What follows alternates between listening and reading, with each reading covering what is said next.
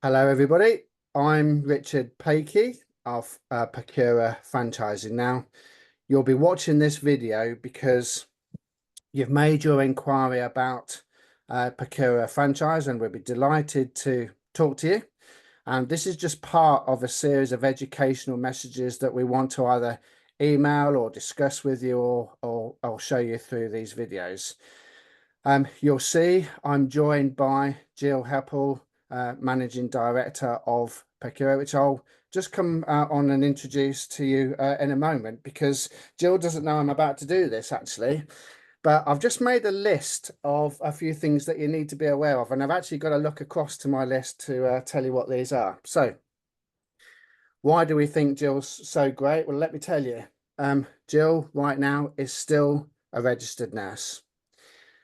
Jill is a multi-award winning with the Chamber of Commerce. In addition to that, Jill holds the Great British Care Awards. Jill's also recognised for achievements by the Institute of Directors, and it doesn't even stop there, because Jill also has a Social Care Leadership Award, and there is a couple more, so I'll just tell you what they are now. Also, a Nursing Times Award winner, I might add. And then, not even finally, but the ones that I could find were Jill's also a winner of the most influential CEO. So there you are, Jill. There's a warm welcome for you. And why don't you say hello as well, please? Hi, Richard. I wasn't expecting that at all. But thank you very much for recognizing it. Um, and I think it's like anything, it goes with the territory of what we've been doing within the company and stuff. And it really does sort of emphasize it's not just about me, it's about the whole team. And that's the awards that I've obviously achieved, but there's a lot of other awards that have been achieved within the company because of what we do and what we deliver. Yeah. And it's not just recognizing Pecura. Also, we've also had some people who are unpaid carers that we've nominated for awards that have won them as well. Well, it starts at the top, Jill, and it's a credit to you and the team, of course. But we're here to talk about Pecura franchising. So, for everybody that's watching this video, why don't we start by talking about how this all started for you and how the franchise is going, and we can probably bring everybody up to date with how many franchisees we've got, please. Yeah. Basically, as a my nurse, I started my nursing career in St James's in Leeds, and then I went up to Newcastle and did a postgrad in business management, and then left the NHS and worked in the pharmaceutical industry. So during that time period, I worked in lots of different companies, lots of small companies to the larger sort of guys in the field. So your stereotypical sort of thing that happens when you're sat in a meeting and somebody says, "Oh, we need to have a nurse as a nurse manager." So I still had my nursing qualifications. So I was like, I thought, well, do I look under the desk and ignore the question, or do I put my hand up and say, yes, I can still hear? So I did put my hand up. So I ended up managing nurses across the UK, then working in medical compliance, and then got from that position got asked to actually set up an organisation within a company to contract with the NHS. So I went out on some sort of NHS sort of state of the art at the time sort of services, and I realised it wasn't health that was actually the problem; it's social care. And it made me realize that the current model that was then didn't really sort of work as far as I was concerned. And I take myself back to my roots of, like, how your family, you look after your grandma, your auntie, your uncle, and everything else because they live nearby. People don't have that anymore. So from my point of view, it was really getting into that sort of nitty gritty of, well, what do people actually want? So, if you're the daughter or the son of somebody and you're living, hundreds of miles away, how do you look after your mum, your dad, or anybody else in your family that needs support? So I looked at the model. It was all contract driven through social services. And I thought, this is not what I want. And also, they will only pay for personal care. They won't pay for the extras that you actually need. The bit of, actually, is dad up out of bed? That sort of stuff. They won't pay for that. can dad get out today and go, and it's a lovely sunny day, can he get out and have a look around and go and visit his friends? Don't pay for that. So from my point of view, it was setting up something that actually was going to really make something a difference to the families to actually get something going. So at that point, I started setting up business. Classic stuff that they never got a contract with the NHS, so I was made redundant. So when you have nothing and you have to get going, you really do. So I started the journey of Pecura. And in the beginning, like all businesses, I've done every single part of the business. I've started from literally, my first client that I took on board, I just thought if I've got a couple of hours, it's actually a service that people want to buy. And I came out of that first client with 10 hours a week and I couldn't believe my ears. And I was absolutely ecstatic about it. The following week, I got another 16 hours. I had no staff. So it was a case of, I delivered it and everything else. So I've literally gone from, care delivery to, running the rota, doing the invoicing, everything throughout the business, and basically growing it from there. So that's basically how the company sort of came about and why really. And that why of we're here hasn't changed the whole time. Because for me, it's becoming more and more relevant. It doesn't matter where you live, you've always got that disparate family sort of scenario nowadays. And people do need it. And, from the feedback from our clients, definitely is the case. Thanks, Jill. And the path to franchising didn't really happen accidentally, did it? You definitely went through a few stages. So why don't we talk about how that started, and let's talk about where we're at with franchisees currently, please. Yeah. I mean, basically, from my point of view, I thought, well, can I expand this across the UK? Obviously, I was based in Nottingham at the time. Um, but for me, the big thing that our clients want and their relatives is to know the owner. And at that point, I realized I can't do that. I can't be the owner for, Scotland, Northern Ireland, Wales, I just can't do it. So I looked at different models, and basically franchising was a way to go forward with this, because obviously the franchisee is the owner of the business. If you've got a problem with something that's going on, and we're dealing with people, we send people in to support people, there is always going to be something that kicks off at some point. You can't help it. They want to talk to the owner. So I thought, right, this is the way to go. So from my point of view, it's like, if I've got a problem in Nottingham where I started, I can walk down the corridor, go and sort it, resolve it. Whereas for me, it was a case of I wanted franchisees in our pilot to be as far away as possible. And that sounds awful, but if you're going to be further away from the office, I can't just get in the car and come and see you straight away. You've got to get on with it, and we've got to be able to make sure that our systems work for you on the ground, so you have everything at your fingertips. So basically, we did a pilot for 3 years, looked at the types of people that we'd recruited to find out, are these the people we want?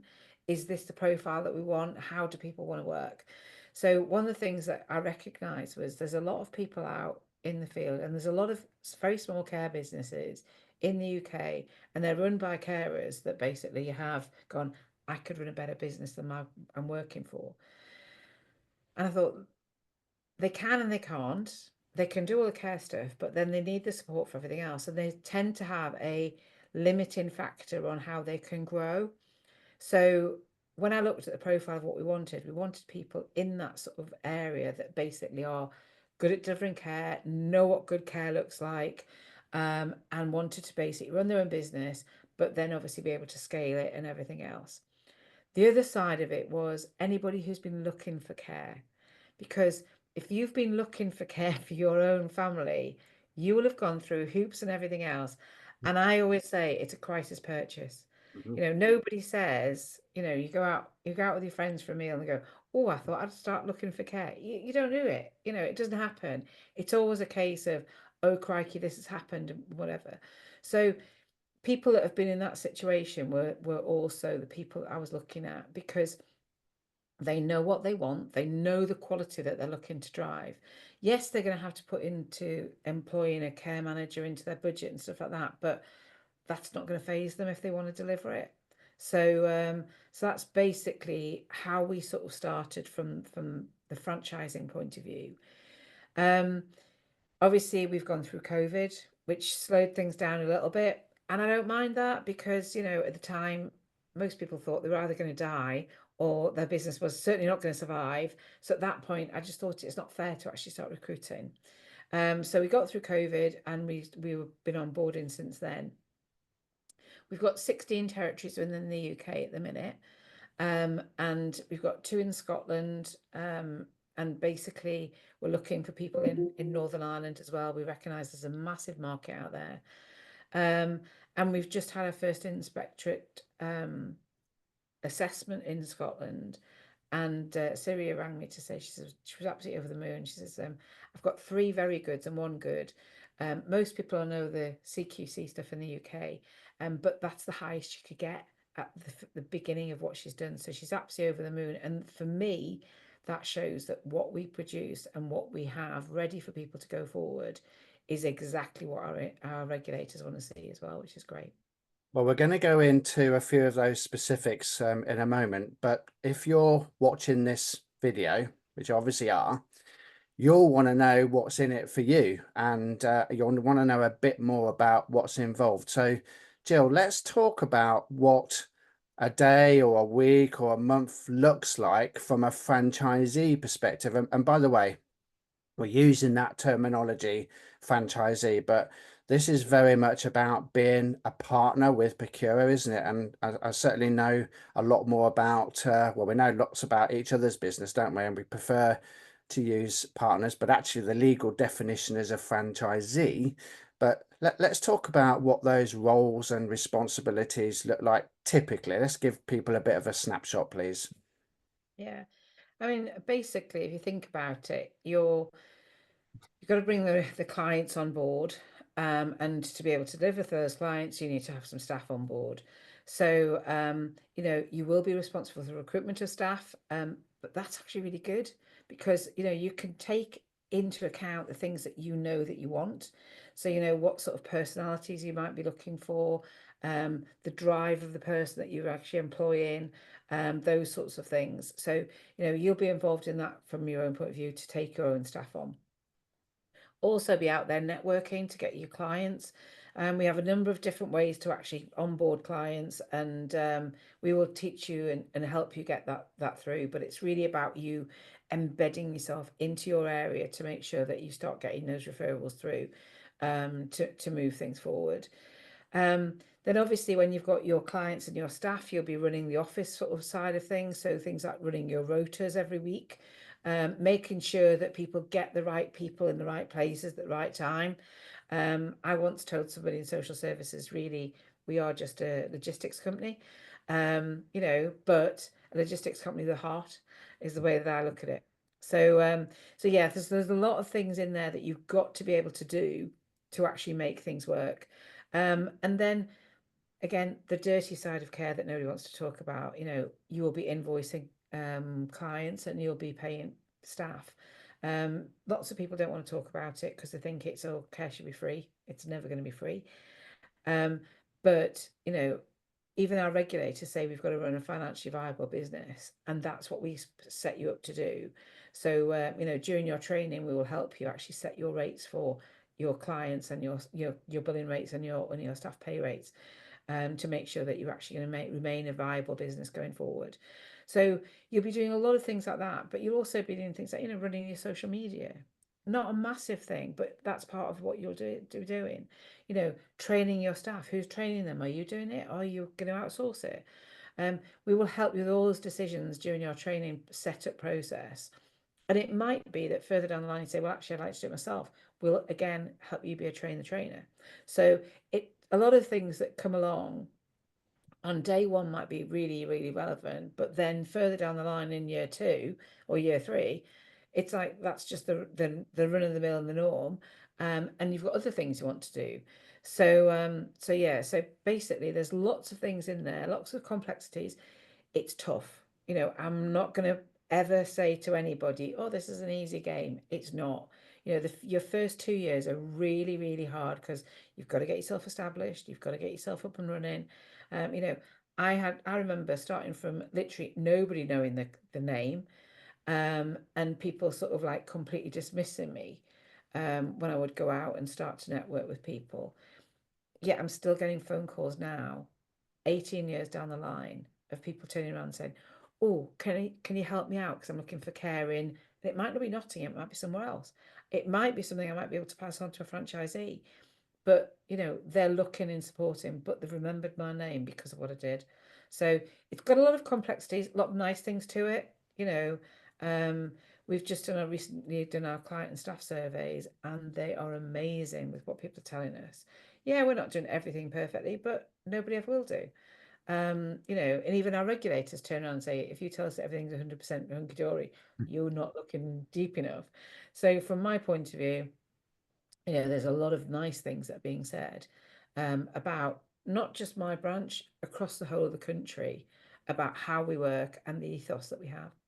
Yeah, well, I think it shines through, Jill. And one of the reasons I like doing these videos is because we're trying to tell people about the harsh realities of running a business, because there's things that you'll see and there's things you don't really think about until we get into the detail. And the series of education we try and talk people through lets them know what the harsh realities of that look like. But there's a few things that you mentioned in there.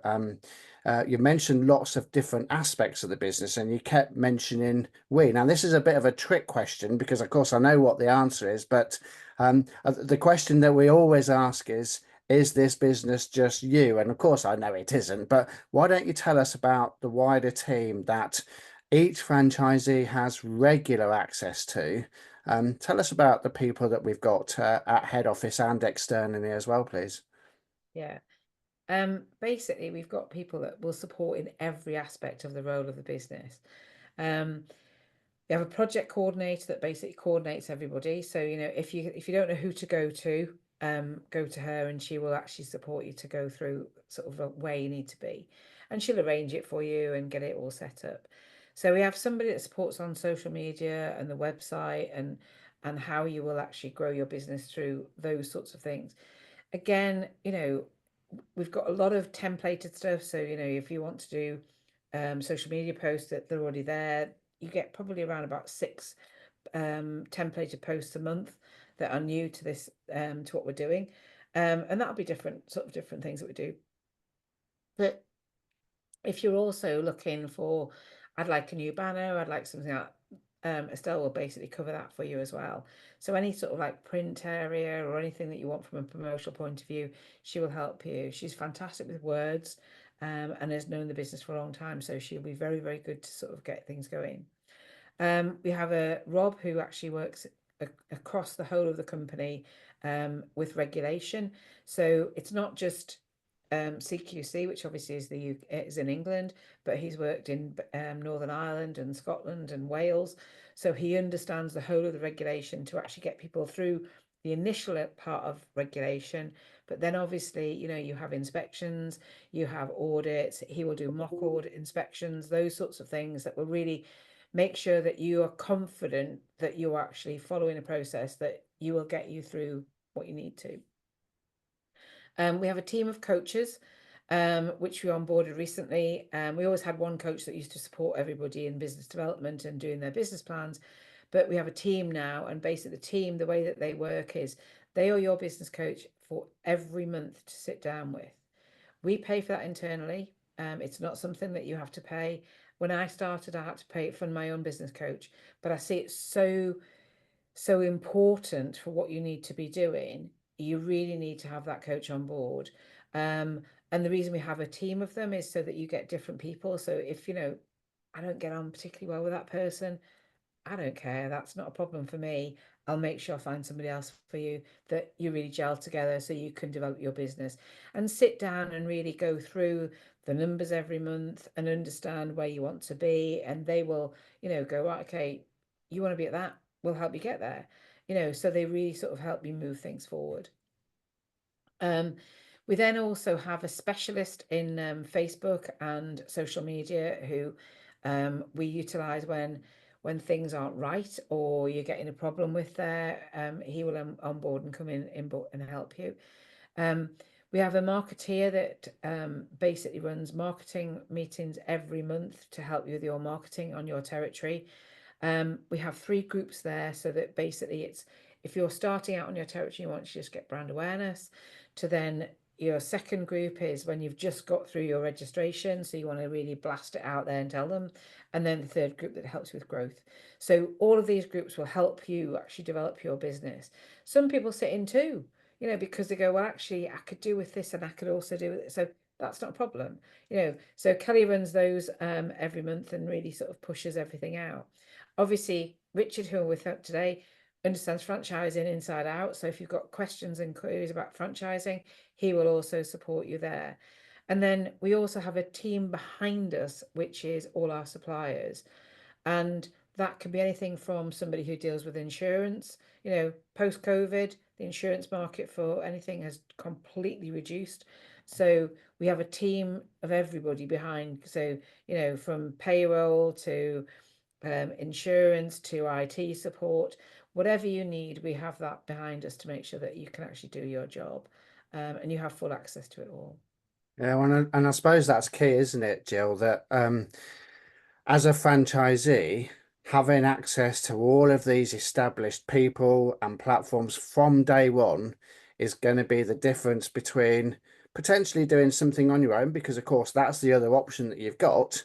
But Yeah. actually, do you want to spend time finding out if these people exist and where they are and building relationships, or do you leverage the several plus years that Pecura have been doing that and have got the knowledge and the know-how? So there's different ways of doing it, but that's a clear advantage of having a franchise over being or trying to go at it independently.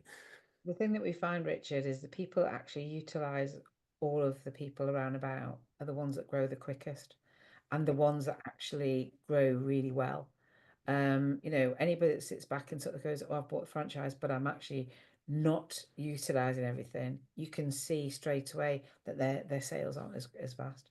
Well, let's expand a bit more on training, because you've got a very interesting theory on training. If I take words that you normally use, you believe that training never stops, don't you? So why don't we talk about what we do to onboard a franchisee with initial training, and then what happens with ongoing training? I know you're very, very keen on this particular aspect, so let's just dwell on it a little bit further. Yeah, I mean, basically, we have a set training program for induction to cover everything that you need to do. We work alongside you because some people have given up work, some people haven't. They're doing their training as they're coming on board. So we will work with you. Obviously, we'll give you guidance of how long things should take as we're going along. But that's fairly sort of rigid on what we need to cover to make sure that everything's done. Um, but that doesn't stop. I'm sending things out all the time for, especially at the minute, employment law. It's changing on a week by week basis. I've changed the staff handbook 4 times this year already. It's crazy. So, our supplier that we use for HR, again, we pay for centrally, because it's probably your biggest risk in your business. Um, and they send out webinars, so we'd always forward those on to everybody. Get onto this webinar, do what you need to do, understand what's going on. We're running different sort of things. So our accountants run a fireside chat once a quarter.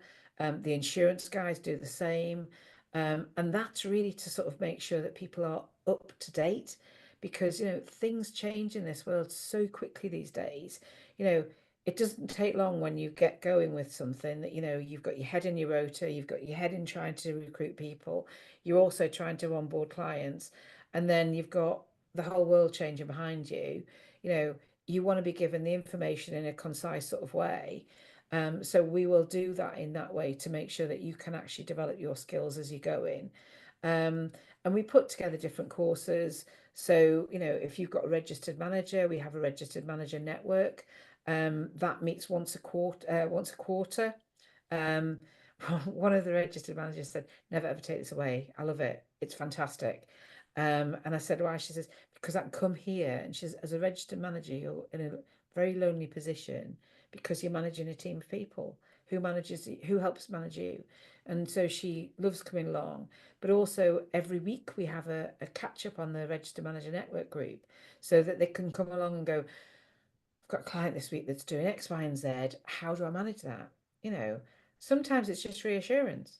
It's not saying you don't know it, but having somebody else to go and chat to about it, it's perfect.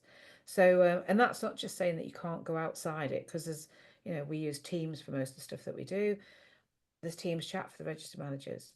Shove it on there. I've got this problem. How do I get around it? Where do I find some training for this? It's all about sharing and being part of a community to make sure that we actually all work together. So, training doesn't stop ever, from that point of view. Um, and also at our conference, which we have annually, that basically is a time for us to get together. And a lot of time it's for people to sit and chat and understand each other. But also the other side of it is we will bring things to conference that are current, and what do we do? So recently within CQC, our regulator, they brought in a thing about IT and cyber security and everything else. So our IT supplier ran a cyber security quiz, and even told us how he had actually been sort of scammed during his own personal life of things that happen. So he was really good, and it was really good to sort of see the interaction with people and going, I'm not quite sure about that. And then obviously we launched the cyber security policy. But it's all about that sort of level of training to make sure that everybody's up to speed and knows what's going on. And before we move on, let me tell you, this is an annual conference like no other. Let me tell you, if I tell you now, I was upside down in a Land Rover, laser shooting some of Jill's suppliers. I was actually quite pleased with myself, but this isn't your bog standard boring conference. This is very energetic. Everybody's very positive, and that's the sort of people we're looking for, isn't it? But while we're on that subject, Yeah. oh, a similar subject. Um, I always liked, Jill, how you come across to help franchisees on starting and establishing a business. And one way to do that is you keep your costs and your overheads low. Now, we're uniquely placed to do that because of the way that we've set up franchisees to do that. So let's talk about how we've kept those costs low and the things that we do. So I want us to talk about the ability to start from home and the uniquenesses that Pecura have that you've developed that, again, franchisees will have access to immediately. Yeah. I mean, basically, when I set up, the whole world in social care was paper driven, which I was not used to at all. By that stage, it was like, I had um, nurses with a laptop that communicated every day with head office, and I could see what was going on. And I was like going, hang a second, I've got, people in houses, and I don't know what's been written about somebody today or what medication they've taken. I'll know in a month's time. I thought this doesn't work for me. So uh, I started trying to find an IT company that would work with us. And a lot of them were like, oh, no, you're too small, won't see you, all this sort of stuff. Um, but basically, after 6 months, we had a rostering system that would then generate all those bits and pieces. Over time, we've moved, and we're now on our third IT supplier, because I know what I wanted to see for people running a branch. So that's you running your business as a franchisee. So literally, you start from day one with a system now that is completely paper free. So it doesn't matter whether, you're working from home, you're working from a serviced office, whatever you want to do, you can run that from anywhere. You can run your payroll on holiday if you want to do it. You can be doing rosters wherever you want to. If somebody rings you and says, I've got a problem here, you can get online and see everything that's going on. That to me, as a business owner, was just, it had to happen. I couldn't have it any other way, because I'm not a control freak by any means, but you know, you're dealing with people's lives, and you've got to take it seriously from that point of view. You've got a regulator that wants you to know exactly what's going on. So for me, you need to have access to everything. So we have an IT system that you can basically use for rostering, keeping your client and your staff records and everything else. Everything goes into there. We were lacking certain bits, so we've developed our own internal app that you obviously have access to, and you have your own branch on there. And that's for things, you know, when you're a care worker and you're working out in the field. I want a holiday. I want them to be able to have a holiday. I don't want them to go and, oh, I don't know, I have to wait till the office opens on Monday. Will I be able to get it? They go on there, they have a look at the holiday calendar and go, oh, yeah, nobody's taken that week. I should be able to get it so I can start looking at it. When they're sat around the, dining table on a Sunday and says, oh, should we go away together? Oh, yeah, I've got the chance of probably getting that. Normally that would be in an office. They're never in the office. Most of ours, and will come into the office for a team meeting or to meet somebody, but they won't be there just to go and have a look on a holiday calendar. Everything's at everybody's fingertips to run. That's literally from your managers being able to manage the business, from your staff being able to go, I've got a change of bank details. Can I tell payroll it's 10 o'clock at night? Yeah, I can do it now and send it in. Not a problem. You know, it's so easy for everybody to sort of communicate with each other and have their hands on everything that they need. And that's, for me, is what you need as a business owner to run your business.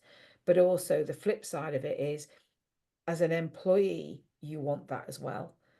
You want to be able to communicate into people. Our IT system, they've just brought in a secure messaging service so that we can message people, all that sort of stuff. Massively makes a difference of how you run stuff. And also, it means you can audit it. So if I do have an issue or my manager has an issue, they can go in there and see the full audit history of everything that's going on. So that's really where we sort of sit, of how everybody can then start up solo, of literally, if you want to run it from home, you can. Some people don't want that, which is fine, but that's how much it can be for limiting your overheads until you start getting the work coming through. Thanks, Jill. And there's just a couple more things I want us to talk about, so that we try and keep this video under an hour. Yeah. We do lots and lots of Zooms with potential franchisees, don't we? And I suppose we can bet your bottom dollar that we're going to get asked at least two questions. First question is, where do I get new clients from? So I'd like us to address that in a moment. And the second is around whether that franchisee can start work or do any work before they get their CQC registration. Now, you've got some unique ways that you can leverage both of those. So why don't you briefly talk to us about those? We'll elaborate on all of this a lot more as we get talking to you when you're watching this video. But Jill, give us a brief on those two things right now, please. We have a whole host of avenues for recruited clients. During your induction, we'll take you through all the different ways that we network within your territory to make sure that you've got some good sources to actually feed through. That can literally be from networking on your territory to developing relationships and social services, and the NHS. And if you think about it, Richard, I remember when you rang me about your nan going, how do I do this? Mhm.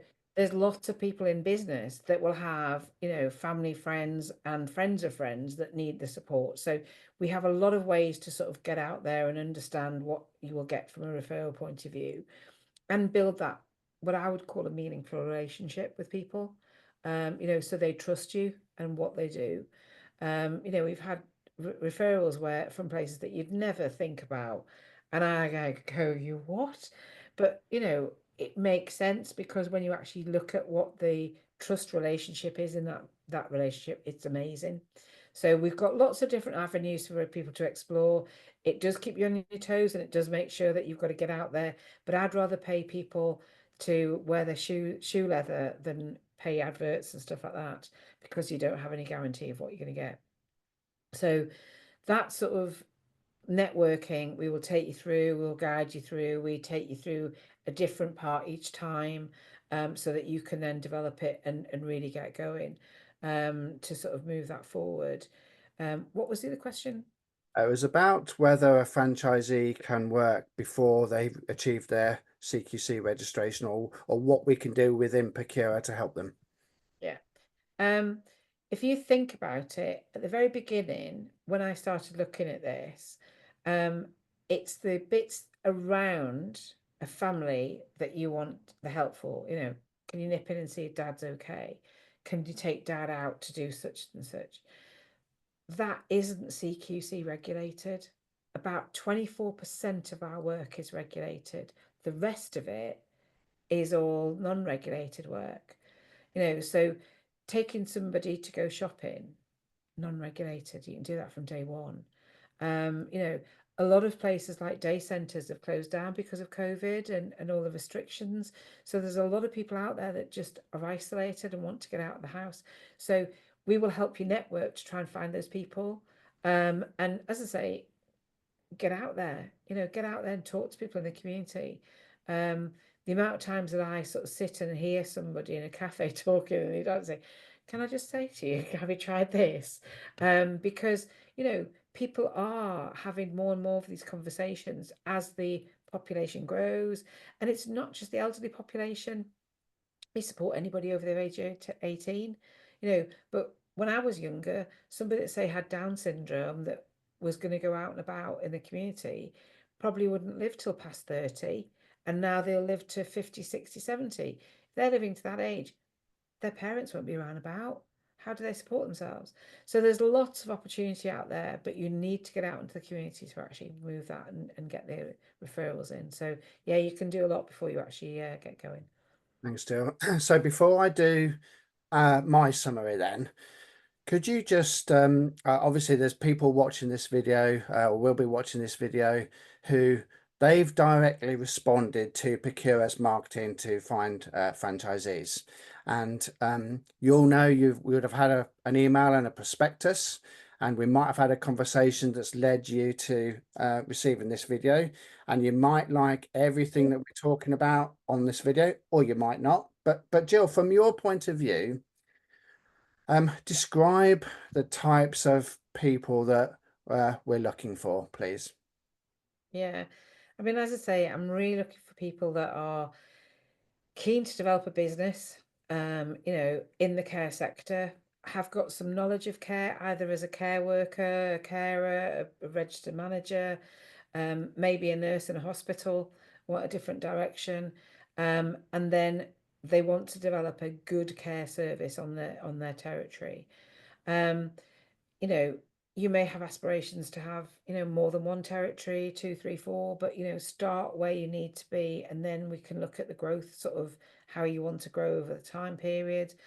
Um, you know, for me though, it's that really want to deliver good quality care and having some idea about what it might look like. I'm not saying you'll have the perfect sort of solution, or anything like that, but you know, you may have had lots to do with bad care and know what you don't want to deliver. So it's a bit of role reversal, but that's the main sort of stay there, and you know, you have to put the work in. You know, you've got to put the work in the beginning to get it going. But that's any business. You know, I talk to lots of business owners, and it's not just in the care sector. You know, and people sort of say, "Oh yeah, but it's 24/7. It's this, that, and that." You know, yes, it is. But you know, if you put the effort in, you will get the rewards, and you'll be able to grow. And as you grow your business, you'll not be working in it as much, and you'll be working on it more. But that just takes time. I always like the quote that the harder you work, the more successful you become, and it's so true, isn't it? Um, Yeah. but there's smart work and there's working hard for the sake of it. So there's a way through it, but that's of course what Pecura can show you. So I Yeah. think then what I'd like to say finally is you've now watched this. Actually, it's not even a short video. I suppose it's sort of medium-sized video, isn't it? But we're trying to help you as much as we can. But this really is just the start. Now, if you like what you've seen on email, you like what you've seen in the prospectus, you've done very well to get through this video. If you see in this part of the message, we really do want to hear from you and engage with you and tell you more. So how you do that is you can reply to the messages that clearly how you've got here. You can reply to any of those. You can reach out to me at limelicensinggroup.co.uk. You can call me or text me or WhatsApp me, whatever suits you, but I'm sure you've got my contact details, but 07904 697 591, or you can email me, Richard at limelicinsinggroup.co.uk. Jill, I'd like to thank you for your time today. I know you're very, very keen to carry on conversations. We want to help you through this entire journey. We want to make sure that you feel more informed about what the opportunity is before you part with a single penny. So let's have those conversations, and we'll wrap up there for now. Jill, if you'd like to say goodbye, I'll stop the video, and we're here to help you. Okay, Very goodbye. much.